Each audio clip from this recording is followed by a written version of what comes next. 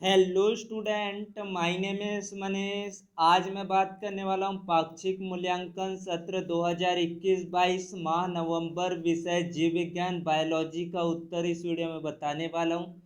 तो student, video को like, share और यूट्यूब चैनल को सब्सक्राइब कर ले। इस वीडियो का पीडीएफ टेलीग्राम पर मिलेगा, लिंक डिस्क्रिप्शन पर है, जाकर डाउनलोड करें। अति लघु उत्तरीय प्रश्न, बीटा कैरोटीन किस विटामिन का पूर्ववर्ती उत्पाद होता है? तो इसका उत्तर है विटामिन ए। अल्जाइमर्स क्या होता है? तो यह रोग मस्तिष्क में एमाइलोइड बीटा पेप्टाइड नामक प्रोटीन के जमाव के कारण होता है, जिससे मस्तिष्क के न्यूरॉन नष्ट होने लगता है। 21वें क्रोमोसोम पर कुछ जीन स्थित होते हैं जो इस रोग की संभावना को व्यक्त करते हैं। काई प्रोटीन क्या होता है? जीन वेस जिस जीन द्वारा कूटबद्ध होते हैं उसे क्राई कहते हैं। क्राई प्रोटीन क्रिस्टली प्रोटीन का एक वर्ग है। बैसिलस थुरिएजेंसिस जीवाणुओं की कुछ प्रजातियां क्राई प्रोटीन का निर्माण करती है। ऊर्जा का 10% नियम किसने दिया था? लिंडेमान ने दिया था। पारिस्थितिक तंत्र इकोसिस्टम्स क्या होता है? किसी विशिष्ट स्थान पर पाए जाने वाले सभी जीवधारियों तथा पर्यावरण के पारस्परिक संबंधों द्वारा बने तंत्र को इकोसिस्टम कहते हैं। प्राणी पल्लवक क्या होता है? यह बहुत छोटे सूक्ष्म जलीय जंतु होते हैं जो तालाब, झील, नदी या सागर में पानी की सतह पर स्वतंत्र रूप से तैरते हैं।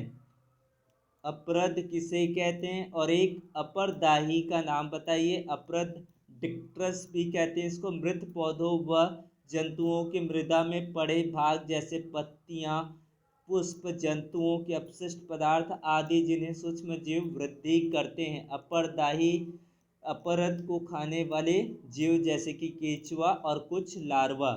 जीएनएम पौधों के लाभ बताना है। तो जीएनएम फसली पौधों में वांछित फिनोटाइपिक लक्षण उत्पन्न करती है। ट्रांसजेनिक द्वारा जीएनएम पौधों में विशिष्ट प्रकार की प्रोटीन उत्पन्न करने वाले जीवों को प्रविष्ट कराया जाता है। ये फसलें बाद में उस प्रोटीन का उत्पाद करता है। इनमें विशिष्ट जैव रासायनिक पथ वाले पौधों का संश्लेषण होता है। अगला प्रश्न देखते, प्लाज्मिड क्या होता है? ये स्वतः द्विगुणन की क्षमता रखने वाला आनुवंशिक इकाई होता है जो जीवाणुओं के अतिरिक्त गुणसूत्रीय अवस्था में स्थायी रूप से वंशागत होते हैं। यहाँ पर डायग्राम पर देख पा रहे होंगे प्लाज्मिड डीएनए, बैक्टीरियल डीएनए। यहाँ पर ए आपका स्वतंत्र रूप में है, सेकंड आपका जो बी है जीवाणु गुणसूत्र के रूप में इंटीग्रेटेड है। उसके बाद प्लाज्मिड की प्रकार की बात करें तो ये 3 प्रकार के होते हैं, एप प्लाज्मिड, आर प्लाज्मिड और कोल प्लाज्मिड। उसके बाद खाद्य श्रृंखला और खाद्य जाल में अंतर बताइए। पारितंत्र में खाद्य पदार्थों के स्थानांतरण पथ को खाद्य श्रृंखला कहते हैं। पारितंत्र में खाद्य श्रृंखला के संयुक्त पथों को खाद्य जाल कहते हैं। प्रवाह पथ एक दिशी होता है, प्रवाह पथ कई दिशाओं में होता है, फूड वेब पर। फिर अगला है पारजीनी जीवाणु क्या होता है? Transgenic bacteria. एली लिली एक अमेरिकन कंपनी है, इसने डीएनए के 2 अनुक्रमों को तैयार किया।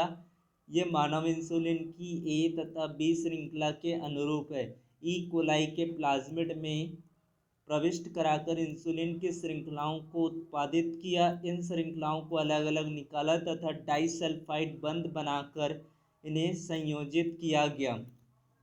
मानव इंसुलिन का निर्माण इस तरह हुआ, इस जीवाणु को अधिक मात्रा में उत्पन्न किया गया है। इस तरह से आपको समझाना है पूरी तरह से। यहाँ पर स्क्रीन पर देख पा रहे होंगे, इस तरह से आपको पूरा यहाँ पर ई कोलाई में जीन स्थानांतरण की क्रियाविधि मानव इंसुलिन के उत्पादन हेतु। उसके बाद आनुवंशिक इंजीनियर क्या होता है? विभिन्न पदों में इसको एक्सप्लेन करना है। आनुवंशिक इंजीनियर विज्ञान की वह शाखा जिसमें डीएनए में निहित प्राकृतिक कमियों का उन्मूलन तथा वांछित जीन को स्वेच्छा से जीन तकनीक द्वारा विकसित करके गुणसूत्रों में प्रतिरूपित किया जा सकता है। इस तकनीक को डीएनए पुनर्योजन तकनीक भी कहते हैं। वांछित जीन या फॉरेन डीएनए का पृथक्करण, इसको एक्सप्लेन करना है। फॉरेन डीएनए को अन्य जीनोम में स्थानांतरण के बारे में बताना है। फिर क्लोनिंग के बारे में आपको एक्सप्लेन करना है। इस तरह से आपको एक चित्र भी बनाना है। इस तरह से चित्र को बना लेंगे। उसके बाद उसके महत्व, जीन की संरचना में इच्छित परिवर्तन करना संभव है, आनुवंशिक विकृतियों को ठीक किया जा सकता है, नई दवाइयों का जैव स्तर पर संश्लेषण संभव हो पाएगा। पारिस्थितिक तंत्र के घटक, पारिस्थितिक तंत्र के दो घटक होते हैं, जैविक घटक और अजैविक घटक। बायोटिक कंपोनेंट्स में आपका 3 क्षेत्र होता है। एक होता है उत्पादक, उपभोक्ता और अपघटक। सबसे पहले उत्पादक के बारे में बताएंगे, प्रोड्यूसर क्या होता है, फिर उपभोक्ता के बारे में बताएंगे, ये अपना भोजन स्वयं नहीं बना सकते हैं, उपभोक्ता कहलाते हैं, और ये स्वयं भोजन का निर्माण करते हैं, इसलिए इसे प्रोड्यूसर कहा जाता है। उसके बाद अपघटक, डिकम्पोजर के बारे में बताएंगे। तो इस तरह से आपको डिकम्पोजर के बारे में लिखना है। फिर अजैविक घटक में भी आपको 3 समूहों में इसको बांटा गया है। पहला क्लाइमेटिक एंड एडाफिक फैक्टर्स के बारे में बताएंगे, मृदीय कारक के बारे में बताएंगे, फिर इनऑर्गेनिक मटेरियल्स है, फिर ऑर्गेनिक मैटर के बेसिस पर इसको क्लासिफाई करना है। तालाब के पारिस्थितिक तंत्र का चित्र बनाकर उसके घटकों का नाम लिखिए। तो वो तालाब का पारिस्थितिक तंत्र क्या होता है उसके बारे में पहले परिभाषित करना है।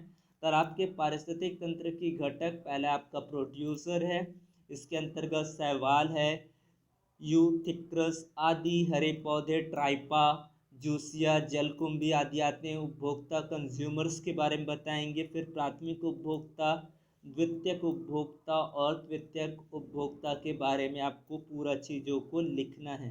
तो इस तरह से आपको पूरा कंप्लीट करना है। फिर डिकम्पोजर्स के बारे में बताएंगे, सारा पॉइंट यहाँ पर नोट डाउन करना है। फिर इस तरह से आपको तालाब के पारिस्थितिक तंत्र का आपको चित्र बनाना है। फिर आपकी बात करें, अगर टिप्पणी लिखना चाहे, अगर अथवा वाले क्वेश्चन भी बता सकते हैं। जैव अधिकार क्या होता है, बायो पेटेंट कहते हैं, इस तरह से उनके बारे में भी शॉर्ट टिप्पणी लिख सकते हैं। पहले उनको परिभाषित करना है, कुछ पॉइंट्स होंगे इनके, उनको नोट डाउन करना है। फिर पारिस्थितिक अनुक्रमण क्या होता है उनके बारे में आपको एक शॉर्ट नोट्स लिखना है, यानी कि एक टिप्पणी सा लिखना है। उसमें भी पहले परिभाषा आ जाएगा और कुछ महत्वपूर्ण बातें होगा, उनको डिस्क्राइब करना है। तो इस तरह से आपके पूरे असाइनमेंट कंप्लीट हो जाते हैं। Thank you for watching video, subscribe the channel, thank you.